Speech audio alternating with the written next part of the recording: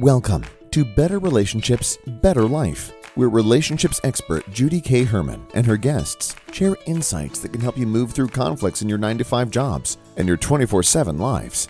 Crack the clarity code and create deeper connections beyond the messiness of relationships. Here's your host, Judy K. Herman. A lot of what we discuss on this podcast is relevant to both personal and professional relationships. As a speaker and retreat facilitator, I also support organizations and leaders. Find me on LinkedIn, Judy K. Herman, or my website, judyspeaker.com. Wendy and Bob Andersen are an entrepreneurial couple whose lives have shifted dramatically with the discovery of their newborn son's rare genetic disorder. They learned to partner through major decisions in order to meet the needs of their family. Wendy soon found her passion advocating for her family and other families who are also going through extraordinary means to care for their children. As a public speaker, she's a woman who isn't afraid to speak truth, to power or challenge the status quo if it means creating more equity and respect for all. Wendy and Bob are a couple who have learned and are living a life of redefining normal. Let's listen in. We have Bob and Wendy Andersen here today. Thank you two so much for being on the show. I can't wait to talk to you because we're going to be talking about redefining normal, and you two have a remarkable story to share. So can you share with us, first of all, share with us who Bob and Wendy are. Yeah, thank you, Judy. We're excited. It's a great question. Who are Bob and Wendy? The question that always gets asked. Yeah, so Bob and Wendy, we are parents. We have been married for 22 years now, and we have 3 amazing children. Dexter is 13, Phoebe is 9, Brexley is 6. So we have been entrepreneurs together. We opened our first business on our first anniversary and have been entrepreneurs and lifelong learners together throughout this whole process. So here's what I like to always do too, because it's a lot of entrepreneurial couples are watching this. You two do have a special story about your family, but I do want folks to know, and maybe Bob, you can lead with this if you want to, because there's usually a his version and a her version. Absolutely. How you two met. How we met? Yeah. Tell us a little bit how you met. Let Wendy tell that story. Wendy's the storyteller, right? I'll do it. Okay. So Bob and I met. I was coaching college volleyball, and he came on as our strength coach. At the time, I was engaged to someone else, and we were trying to set him up with our assistant coach. And with our other assistant. And so, as time evolved, that engagement was called off, thankfully. And I took a high school teaching job and coaching job of tennis. And I thought, well, Bob could probably help me understand some strength and conditioning for these girls. And so we met and had lunch. And then I offered to help her move. There you go. She was moving from where she was teaching in Omaha, Nebraska to Grand Island, Nebraska, which was 2.5, 3 hours away. So I said, hey, I'll help you move. You don't have anybody else to help. So I volunteered to help her move. There you go. So, and then it's history from there. So here you are, and you've been married, you said 22 years altogether. 22. And so how many years before you actually had your first child? Yeah, it was, he knows math way better than I was at 8 years. Yeah. Okay. Cool. Okay. Yeah. 8 years before we had our first son, Dexter. So you had a pretty good foundation of your coupleship, so to speak, before having kids. Yeah. Okay. Well, tell us about, because becoming parents, and I've talked with others about this, it's a real transfer. I mean, it's a real transition in a marriage, right? You're husband and wife, then you become mom and dad, and it changes the dynamics. And that's with anybody. But for you two, you had a surprise. with your first. Everything went fine with your pregnancy and all, Wendy? Yep. Everything was fine throughout the pregnancy. So for that transition, our story is like this. Wendy and I were running our business and making a go of it. And we weren't getting rich, we say, but we were getting by and doing pretty well and liking what we did. And we felt like it was time we were ready to start a family. Our lifestyle as entrepreneurs wasn't very conducive to having a family. We worked when everybody else didn't. We worked early mornings. I had 5 a.m. clients and worked till 8 or 9 at night with clients during the week. And so we said, we need to change this if we want to have a family. And so one of us needs to go back to school and get a real job. So through some discussions and those types of things, we decided that I would go back to pharmacy school and get my pharmacy degree and become a pharmacist. So that's what I did.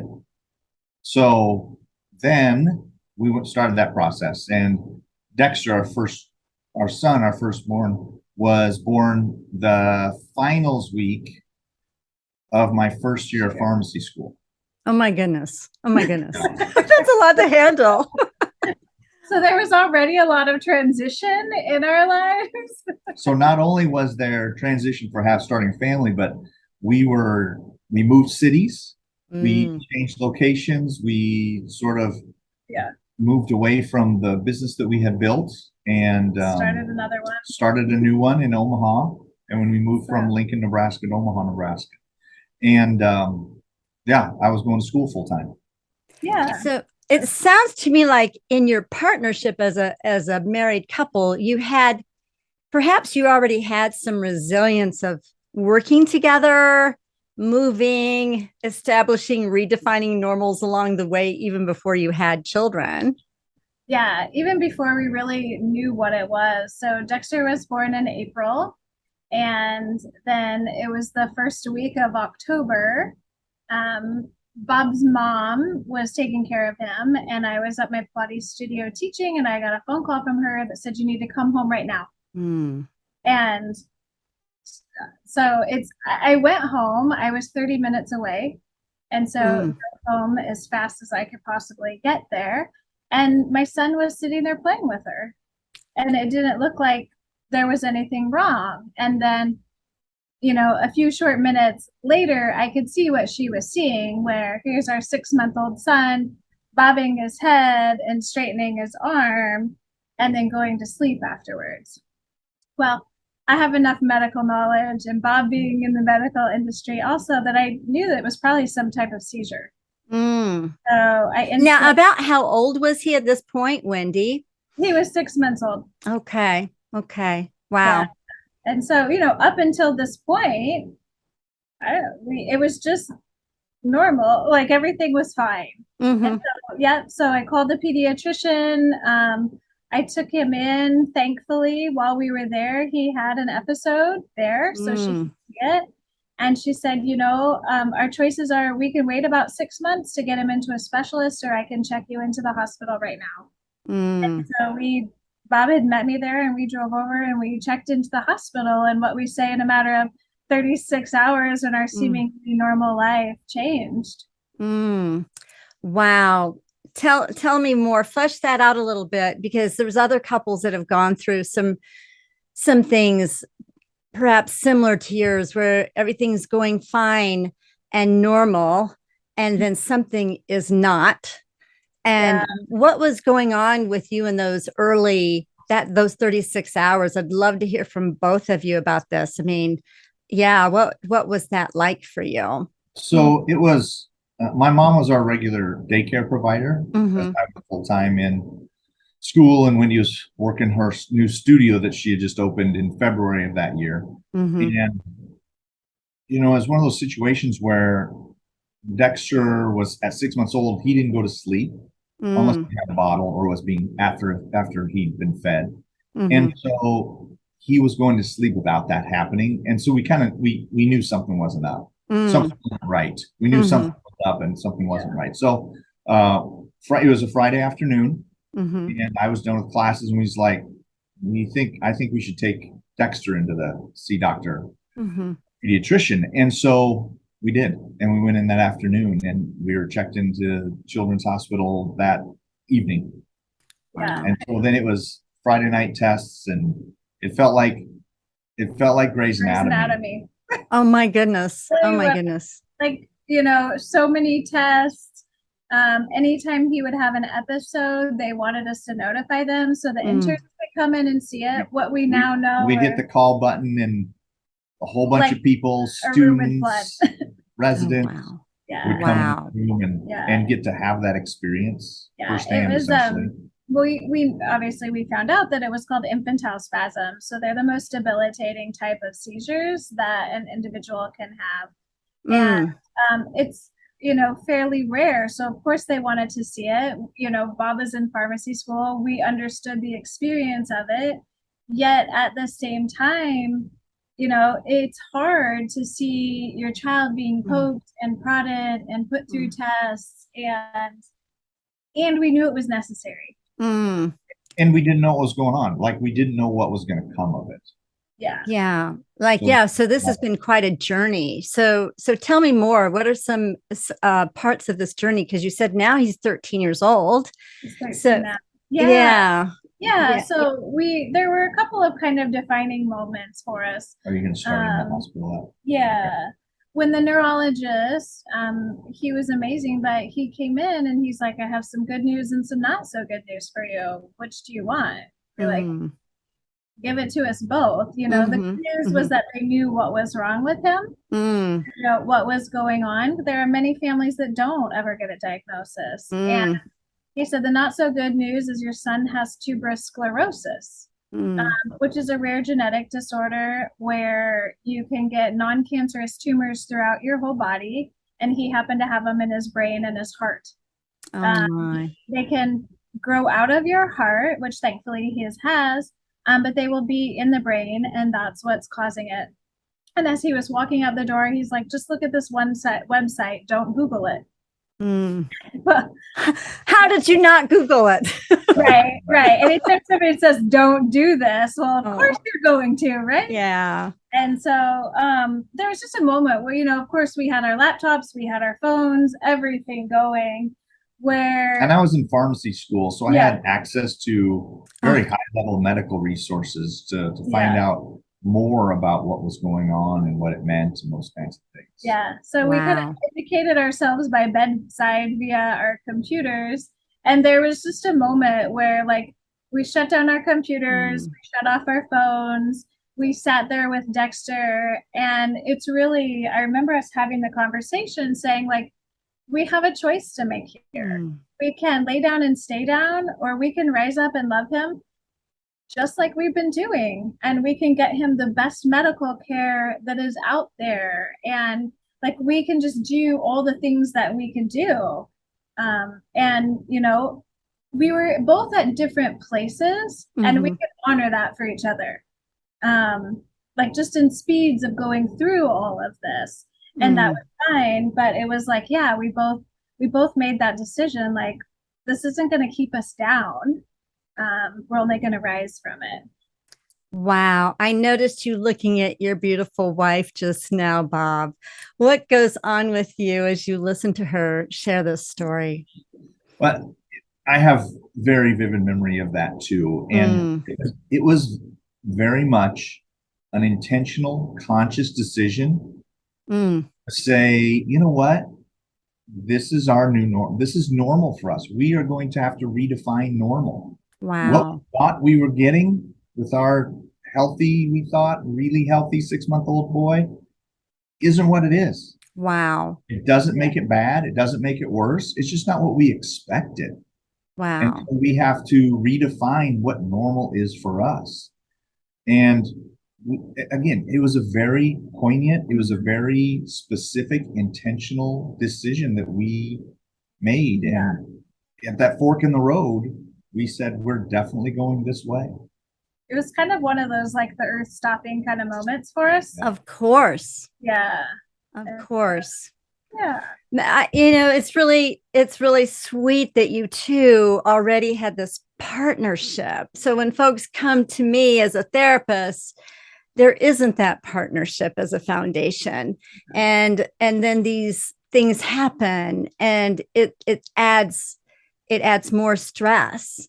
So, but what I'm hearing from your story is that you have had this partnership where you both made this decision together, which to me is absolutely remarkable. Yeah. And we'd had a lot of practice at that. We worked together every day for 8 years in the same office. Yeah. Okay. We were office mates. It was again part of the lifestyle that we chose to open our business together. I had a dream of opening a business and doing athletic enhancement for high school and junior high age athletes. And Wendy said, "That's cool. Let's do that. What can I do?" Well, she figured out she was going to do Pilates. And so we spent 8 years, just like everyone else does in their career, working really hard to be the best that we could be at it.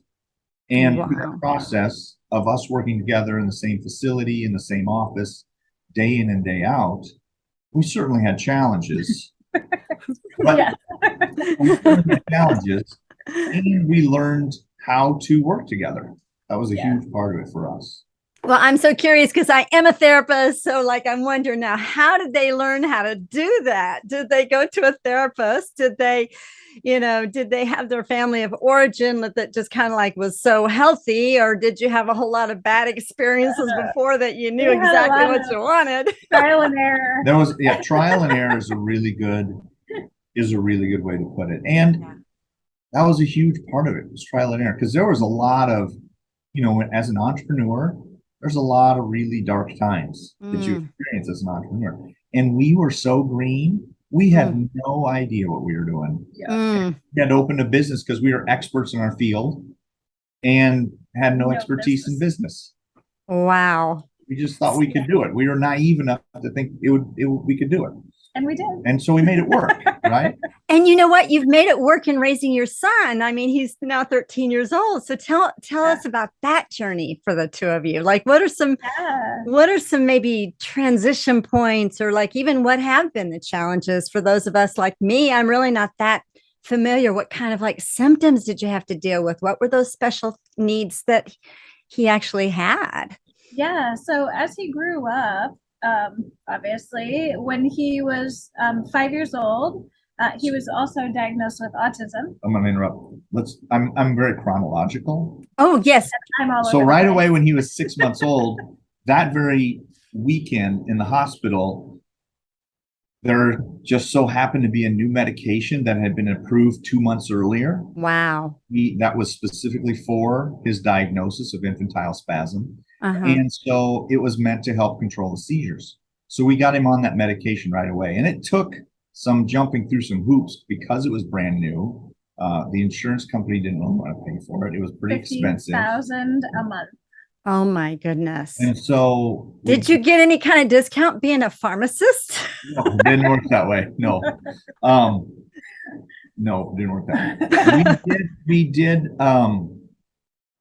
We had health insurance through my student, because I was a student, we had student health insurance. And so it worked. And as soon as he started taking that medication, within a day or two, his episodes were gone. Wow. It worked. Within one dose. Oh my goodness. Sometimes they're different. Within one dose, she says. So then, it just worked. It just worked right away. Yeah. Wow. And so everything was kind of good. And then it was a really long education process about learning what tuberous sclerosis complex was, what it meant for him, what it meant for us. And so, we did a search and found some specialists in Cincinnati, Ohio, that we ended up connecting with. And he's been in Cincinnati every year since then. Well, let me hold this because his development from 6 months on to 3 or 4 or 5, has it been quote unquote normal development? No. No. Yeah. He is developmentally delayed, emotionally delayed, mentally delayed, all the delays. Yeah. When he was 3, we found out that he had a fast growing tumor. 25% of kids with tuberous sclerosis get this. And so it's called a SEGA. And so we found out that so the tumors in his brain yeah, actually continued to grow. Yeah, at a rapid rate. And so we found out our options. Our options were brain surgery or medicine. If they didn't get 100% of the tumor, he would be on the medicine even also. Anyway, so which was it's basically a daily chemotherapy. Oh, wow. And so and he's only 3 at this point. And he's 3. Oh, yeah. And the medication, again, as it would work in our world, had just been approved for 3-year-olds. Wow. Wow. So, yeah, so we chose to do the medication. The thought of brain surgery on our 3-year-old, and if they didn't get 100% of the tumor, was really scary. Yeah. And so that was a challenge. And so again, put him on the medication, did all the paperwork, another $50,000 a month medicine. Oh my. To put him on that. And we're very grateful that within 6 months, the tumors had shrunk in half. Oh my goodness. That is amazing. And to this day, he still takes the medicine daily. And, so that was at 3. And then at 5, he was diagnosed with autism.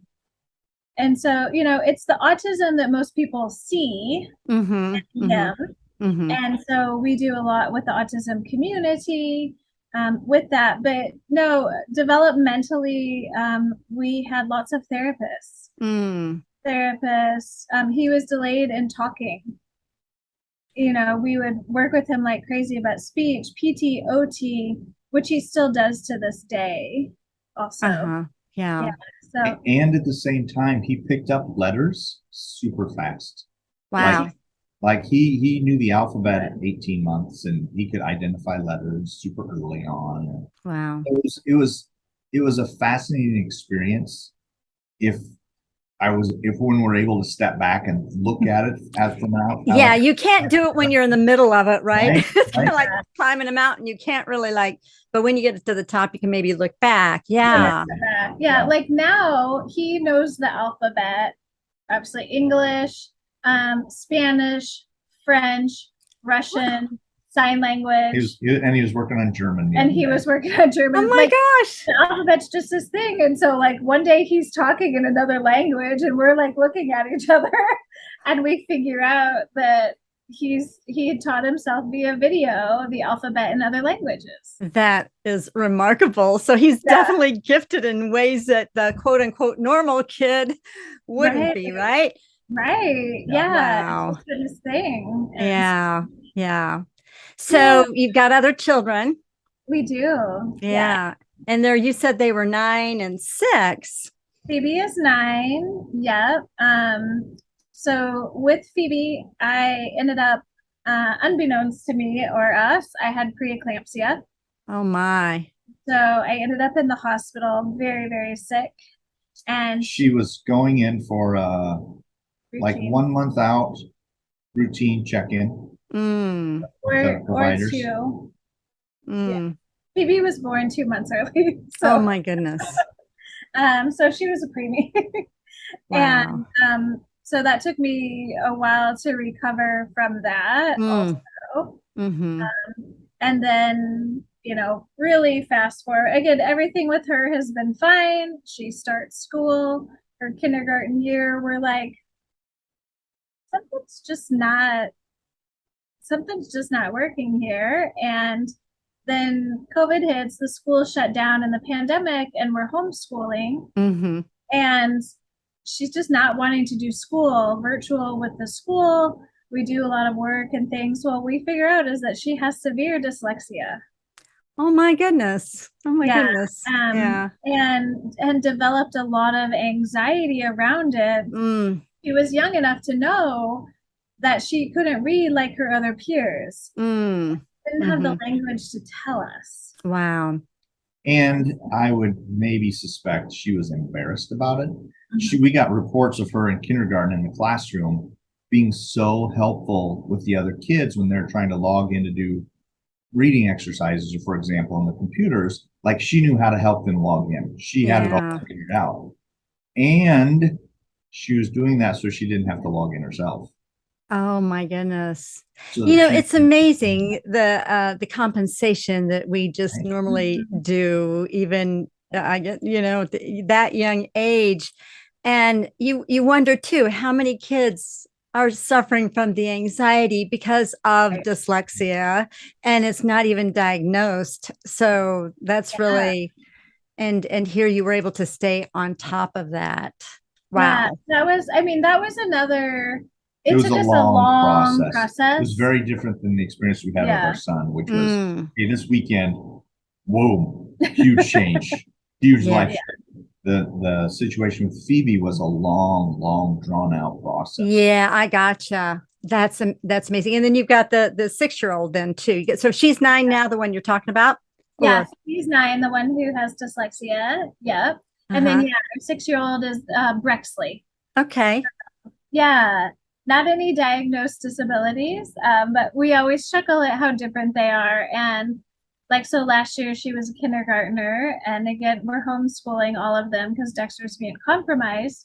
And I called up my friend and I'm like, hey, like, do normal average kindergartners do 2-digit math in their head, like on their own?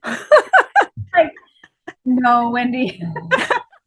So I'm like, okay, I'm just checking. I didn't think so, but yeah. So like, they all just have such beautiful qualities in their own right, and they all just challenge us in so many different ways. And Well, you take delight in who they are, however they come Oh out, yeah. and whatever the issues are. I think that's so yeah, beautiful. Like you're yeah, like that's amazing because you're raising your child the way your children the way they individually need, and that is remarkable. Just tuning in, yeah. yeah. That was one thing that was really challenging and intuitive at the same time, is to Mm, really like figure out what makes each of them tick, just like mm, we have to do with each other, right? mm. um Yes. Taking that and figuring that out with him, and our parenting styles, Mm. are different, and what works for one child doesn't work for the other, and all three of them. So Wow. So uh, tell me more. I want to know how you being parents, raising your special needs children and having 3 children, how has that changed the two of you individually and then even as a couple as well? yeah, I know well, that's kind of a loaded question. it's a loaded question, and I giggle occasionally. I'll be like, what did we do before we had children? Like, We ran a business full time. we ran a right? business full time, 24/7. And that was our life so Yeah. much so. Yeah. Yeah. Yeah. So it's really changed us. I think one of the things that we've really had to figure out, although we thought we were good communicators with each other, like we have really had to work on our communication skills with each other as well Mm, as with the kids. yeah. And that, I mean, yeah, occasionally they'll like run to me and I'll say something, and they'll run to dad and he'll say something else. But it's like, when you have a child who's on medication 3 times a day, you got to make sure that you're on the same page. And we've developed systems so that we know like everything is happening like it's supposed to. Well, actually, I want to hold that, Wendy, and ask for both of you because both of you were entrepreneurs, ran businesses and all. I'm just wondering, like when you talk about having systems for your family, is some of your business sense, did it go into how you have raised your kids? I mean, I'm curious about that. Yeah. I would say certainly those experiences were, hugely beneficial for Mm-hmm. just helping us problem solve Mm-hmm. and remember that everything is figure outable, right? We're able to just kind of figure out how to make things work. That's kind of how we learn to do business. Just Okay. figure out how to make things work. That's And we true. do the same thing a lot of times with our kids. We have also learned over the years that, and I don't know if it was pride or just experience or what it was, being different than the way I was raised, like going and finding assistance, help, Mm-hmm. whatever it may be, those types of things, and continuing to learn. That was a huge Yeah. part. Just finding ways to continue to learning. Both of my parents were teachers. So I was really instilled really well with a sense of lifelong learning because learning was the foundation for growth. Yes. And because of that, we've always, like with our kids, instead of, I had to really grow a lot as a parent in my parent style because I just defaulted to how I was raised. Right. How did my dad handle things? How did my mom handle things? And so I just defaulted to that because that's the way I was raised. And because of the situation we were in, and because of the spouse that I had, that style wasn't as effective as I wanted it to be, expected it to be. And so, there's a lot of growth for me personally as a parent through that experience. Wow. And this sort of came as solutions to that, but the growth came first, or the realizations and the growth came first, and the systems were just part of the answers, the daily solutions for those things. Yeah, I'm hearing there's this growth mindset that both of you have. Yes. Being willing to adjust, being willing to deviate from family of origin, however they did it or however you were raised. And like that, like being adaptable, that's like huge, isn't it? Yeah. And that's really like, I would say, and I frequently say, like, we're extremely flexible people. And that we were to start, and then having our son really increase that. Like one of the things that we frequently talk about is like set the intention and release the expectation. When you have a child with autism, like you just don't know. And this is, quite frankly, it could be any of our children. So yeah, but we were taking him, let's say, to a movie. We didn't know if we were going to be there for 2 minutes or we were going to stay the entire show. And it's like, we're going to set the intention to go experience life, go experience this. And if we get to stay the whole time, great. And if not, that's great too. We tried it. Yeah. You have to really show up in your adult self, don't you? Like you can't throw a temper tantrum when you're a parent. Right.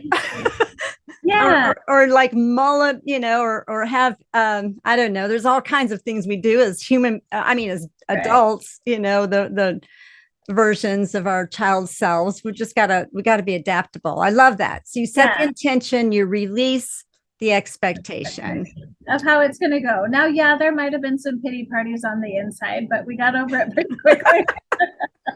and using that concept, it really helps change how we react to the situation so that it is easier to deal with.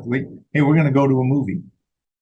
And the expectation is we're going to sit there and we're going to watch that movie. We paid money. Like I can hear my dad's voice. We paid good money for this. It was expensive. You're going to sit here and watch this. And eat popcorn, right?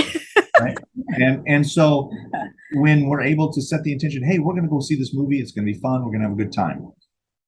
When we're done having a good time, whether the movie's over or not, we're done. The expectation isn't that we see the entire movie. The expectation is released. Whatever happens. Yes. We go experience it.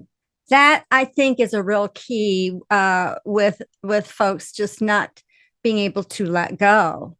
Like you've got, if you can't let go, and I think even in our society, we're not really trained to, we want the familiar, we want what feels good and all, but learning how to let go, learning how to grieving thoroughly, letting go and welcoming that not new normal, but redefined normal, right, Wendy? Right. Yeah. Like we just had a situation a couple of weeks ago where we had a run walk in town for a family for a project that I'm really involved in. And I was like, we are all doing this. We are going on a 1 mile walk together. I was dead set that we were doing this. And our son just didn't want to. And I was like, you are doing this. And to the point where I was like getting kind of frustrated on it. And he's a teenager. And in a lot of ways, even though he has developmental delay, it's almost like he's developmental delay in very specific channels. And a lot of them. But in other channels, he's definitely 13. Okay. Yeah. So Yeah. in A this, 15-year-old wants to go for a walk with his family. right? So in this, Yeah, yeah. in this situation, he had all these reasons and excuses and problems that was going to come up because he had to go do this walk and all these things, and it was wearing on Wendy's patience. It was Mm. hard for her to manage that because she had the expectation that we were Mm-hmm. all going to do this together as a family. Mm. And at some point, she changed that Mm. expectation. Wow. Well, and I just went off with the girls, and I think you even said this. You were like, "I've got it. It'll be fine. It'll be Yeah. fine. I got it." He and Dexter walked the entire mile, arm in arm together, and Oh. and it was just one of those where I had to exit the situation, Mm-hmm. just trust that whatever Bob did was totally fine. I went and chased the girls down, and they were still faster than me, and so and they finished, and then pretty soon Bob and Dexter finished, and they went home. And Yeah. so it was my expectation that actually was getting in the way Mm-hmm. of what was really going on. Where once I just like released that and let it naturally flourish, he and Bob had a great time. I had a great time with the girls. Mm. And we set the intention we were going to do this walk, and then we had very specific expectations of how that was going to go. Yeah. And when it didn't go that way, it was a problem. So as soon as we release those expectations, and hopefully we remember to do that from the very beginning, then things just go the way they're going to go. Yeah. And there's not friction with it. There's not conflict. Yeah. Well, we're all growing and learning. We're all human beings. We do lose it sometimes or whatever, get frustrated. And Wendy, I thought it was very interesting. You did send me the statistic, which I wasn't really aware of, but it makes so much sense. What is it? 85, 90%? Is it 85% of parents who are raising special needs children end in divorce? Yes. It's a very, very high rate. Anywhere from 85 to 90% of individuals parenting disabled children end up in divorce. And it's sad. I'm in the groups. We can certainly understand it with the challenges, absolutely. And again, I certainly don't have a lot of answers around that, but just like our experience, and we're able to say, okay, what we expected normal to be isn't what it's going to be. Let's redefine what normal is for us and our family. Normal isn't what we strive for. Normal is just what it is. That's what normal means, right? Yeah. What is normal for you? What is normal for our family? And when that doesn't ever get, when couples aren't able to cross that line or make that shift, then they're still holding on to expectations, and those expectations will never be met by a special child the way you want them to be or the way you expect them to be, and that causes all sorts of stress and anxiety and problems and conflict and like even someone saying, "Oh, just go get a babysitter and you two go out on a date night." I'm like, like.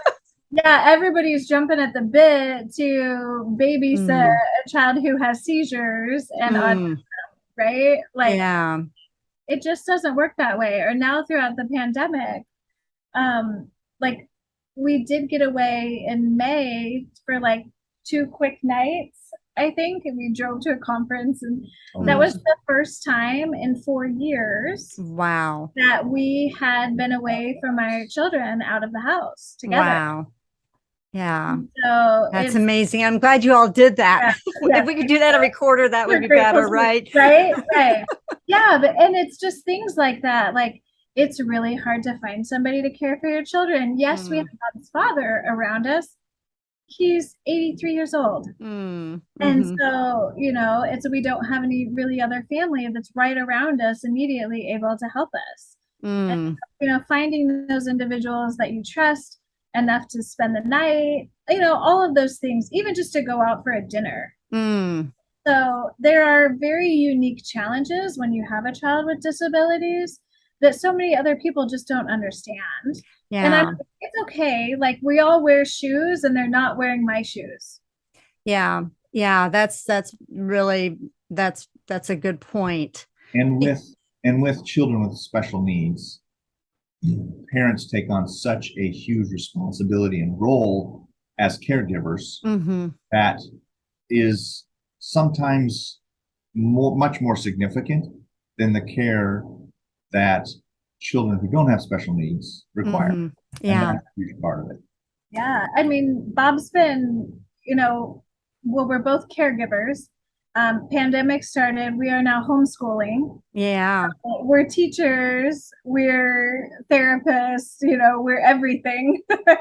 Kind of now we've just now started to venture back into having him do outside therapies and that kind of thing. But we just have to be very, very careful. And I even had a friend the other day.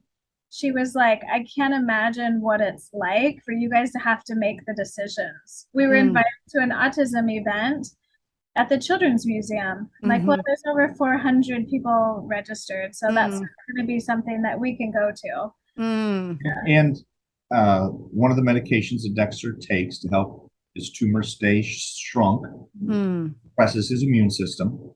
So he's extra susceptible to everything, including COVID.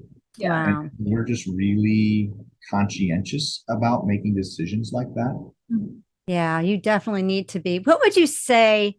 Because so Wendy, you're speaking, you're getting your speaking voice out and helping people to redefine that normal. When I think of that, I'm thinking once you get your normal redefined, you probably have to redefine it more than once. You have to redefine it again. But I think it's beautiful that you're doing that. What would you say to folks? Because I'm sure you run across many families and couples. What I've seen in my counseling is, I mean, it can be so stressful where like, and it's mainly, it's the woman that is the nurturer, the caregiver, basically. And he can be so overwhelmed with depression and just check out, and she's doing everything. And what would you say to that couple? How could you encourage that couple? Yeah, it's and you may not have anything, I don't know. First what comes to my mind and my heart is just like, we get you and we see you. And it's one of the hardest things ever. Like, we truly come from a place of love. Every situation is unique. And there is a lot of, I don't know if I want to call it depression or grief over what life is not going to be like. I mean, Bob was a college football player and track athlete. Reality is, we're not even going to have a high school football player. Yeah. We literally moved back to where we live now so that our kids could go to school at the school that I grew up in, a small town school, a whole bunch of different experiences. And again, our expectation was that. As Dexter, after he got his diagnosis, at some point before he started kindergarten, we tried to get some early interventions, and the school district wasn't capable of taking up him. In fact, they were going to ship him off to a different school district because they were incapable of helping him.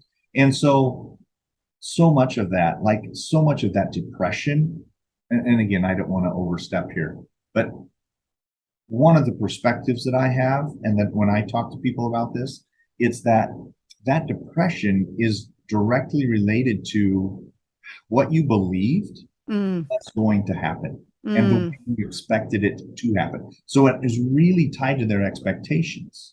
And unless they can redefine what normal is for them and embrace the situation, embrace their circumstance, and release their old expectations and sort of release all expectations, it's really, really hard to manage or deal with that.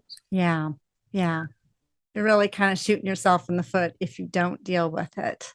Yeah. And that's what I see a lot. And comparing your child to other children, like, there's a saying in the autism world, and quite frankly, it applies to everyone. But like, when you meet one child with autism, you meet one child with autism.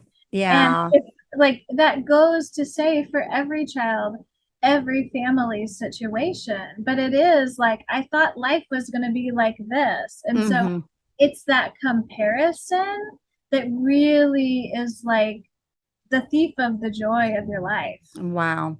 And that is, it's like the poison that you drink, Yeah. isn't it? I mean, but honestly, I can remember being a young mom and like, okay, my child's walking at 9 months. Oh my, you know, you kind of Yeah. like do that. Like, isn't that crazy that we do that?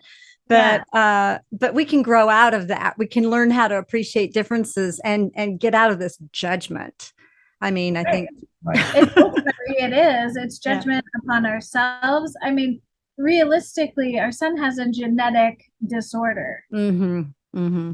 you know, so And where did he get his genes from? Yeah, I mean, Right. that's like a huge, like all this internal stuff, the narrative that you have about your own life, and you know that really needs to be out there. Let's kind of like, okay, so what is this? And guilt that's already built in, all of that stuff, it needs to be cleared out for the sake of your child, right? For the sake of your family tree. it just So, doesn't serve anyone. It doesn't help the situations. It doesn't help the relationship. You know, because then, you know, guilt tends to lead to actions of running and hiding. mm-hmm, mm-hmm. That doesn't help a marriage out. It doesn't help family dynamics. And so just really releasing that. And it takes some work. Like, Mm-hmm. we'll be the first to admit it. Like, it takes a lot of work. It takes a lot of conversations. To this day, we still have lots of conversations about things, just helping each other work through things. And Mm-hmm. like, we're usually in the same book, we're usually in the same chapter, but we're probably not on the same page. Mm-hmm.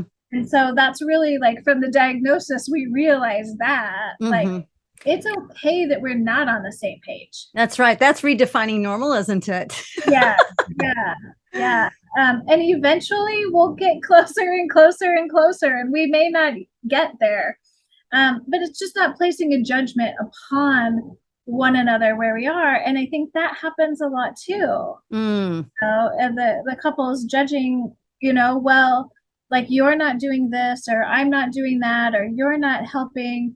Like those just aren't helpful conversations, honestly. Yeah. It's like, how can we do this together? What do you need? What do I need? Well, Bob and Wendy, you two are shining a light in the midst of a real need. And so many people, you know, are isolated and stressed to the gills. And anyway, I so appreciate even the energy of your beautiful relationship. I know that there's, you know, good, bad, and ugly, but you know, I see you two smile at each other and like telling me your story. Like, this is beautiful. Like, this is such a breath of fresh air for me to interview you two. Oh, thank you.